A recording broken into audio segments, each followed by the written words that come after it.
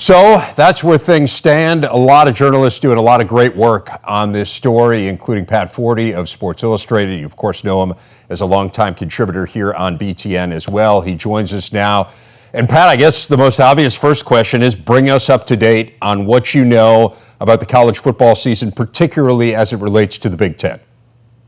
Well, Dave, sure wish we had some good news in terms of people wanting to see football and for fans and players out there and coaches. But at this stage, it does not look promising. Doesn't look good. I think there have been numerous reports the Big Ten is really on the front edge of probably postponing the season. Expected for that to happen likely within the next, 24 to 36 hours, I would say. By the end of the day, Tuesday. Pac-12 seems to be in the similar situation, and then we'll see about the other three Power 5 conferences. I would expect the Big 12 to be more likely maybe to move more quickly than the ACC or SEC. But Kevin Warren, the commissioner, has been pretty consistent all along about being the most cautious, deliberative voice in the Power 5 about whether or not we're going to play. And I think we've seen that manifested in what the Big Ten has done since then, and everything we've been able to hear and report is that the Big Ten is the least likely conference to play fall football, and I think others will probably fall in line behind that directive. You mentioned it, Pat, and I said it as well when we were going through the timeline. The Big Ten has been very much upfront during this process of saying, hey, this is simply a plan when they release the schedule. This is what we would do were we to play, but we want to make it perfectly clear that there is certainly a chance here that we will not play. That being said, it's not that long ago. I mean, it was Wednesday. It's 5 days ago. So what do you think were the precipitating factors between that schedule release on Wednesday and getting to this point we're at 5 days later where the season seems to be very much in jeopardy? Yeah, it's been a really jarring few days just because the excitement started to build up just from all the leagues starting to release schedules, and you start thinking about matchups and games you want to see, and then all of a sudden the rug is pulled out from under. And quite frankly, last Tuesday, I got a call from somebody within college sports saying, hey, what's going on with the Big Ten? And I think that there has been, even while there was going to be a schedule announcement, there was certainly a belief in the background, we may not get to the schedule. And then as the week went on, that kind of became a drumbeat. Is the Big Ten not going to play? And you start hearing that more and more. And then the MAC on Thursday, they were supposed to announce a schedule model, and they didn't. And that was an indication that there was an issue there. And it became apparent by Saturday when they had a president's vote that the MAC was looking very seriously at not playing. And Northern Illinois, I think, was quite upfront saying, even if you guys vote to play, we're not going to play. And I think that eventually people kept coming around to their side. Now, the Northern Illinois folks said this was very much a safety issue, and I'm sure it was, but there's also an economic issue with the MAC as well, is where they're going to lose money big time without having the non-conference games and trying to play a conference-only schedule. But then the MAC, being the first conference to say we're not going to do it, the other 9 conferences within the Football Bowl subdivision are then looking, saying, if they say it's not safe, are we just supposed to say, oh, we don't believe you and we're going to play anyway? It was a bad look, and it's maybe a kind of an odd thing to have the 9th or 10th most prominent conference being the tail that wags the dog. But when one conference went, I think everybody else had to consider it. And then also is the context of, did the MAC get a sense what the Big Ten was going to do and say, well, we're just going to beat them to the punch and do what they'll do eventually?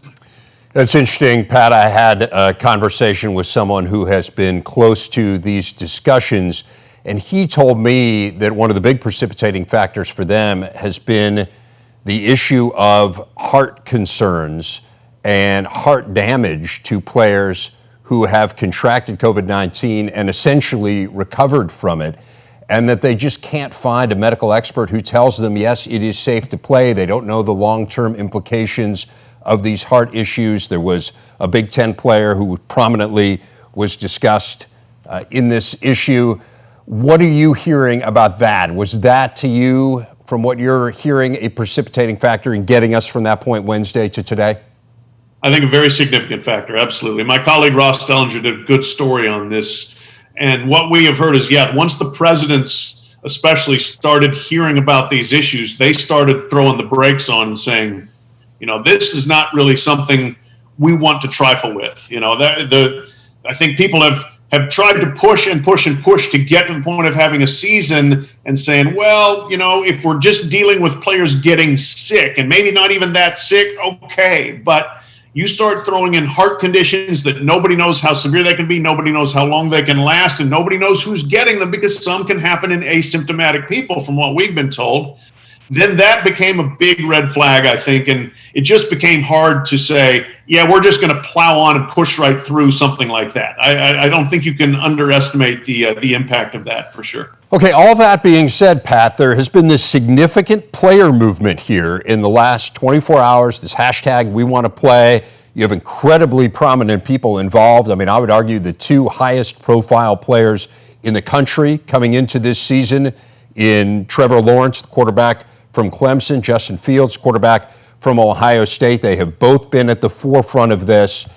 Has that movement had any impact to the best of your knowledge? In other words, the players saying, we're reading the tea leaves, we see where this is going, and we want you to know there are significant numbers of players who still want to play. Yeah, you know what? And hey, more power to them. And I applaud their efforts to make their voices heard, to organize, to communicate, and quite frankly, to be more unified than the conferences have been. But I think ultimately it's too little, too late, and too simplified. Yeah, you want to play. A lot of people want to do a lot of things, but we have been counseled over and over again by health experts not to do them. And then you're going to have a hard time finding health experts saying, it's fine, just go play football because you want to play football.